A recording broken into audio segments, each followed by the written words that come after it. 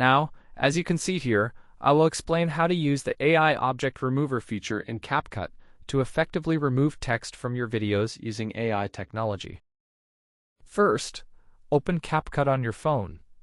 Then carefully select the video you want to edit, as you can see here for better results. Now, let's open CapCut.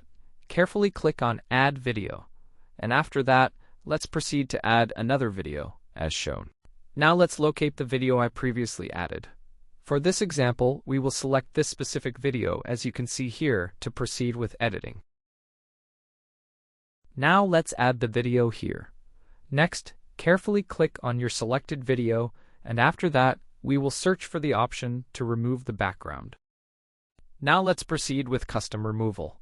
Here, as you can see, we will select, for example, this first background that we want to remove carefully. We would prefer not to remove this background, so here, as you can see, we will select this specific background instead. We wouldn't want to remove that either. Now, as you can see, let's choose your desired background for the next steps carefully. Now let's take the brush tool and carefully remove what we want to delete. For example, this specific part here. Now, let's remove this part too, as you can see here. Press OK, and everything is set up perfectly on your device. A certain fragment has been removed from the video.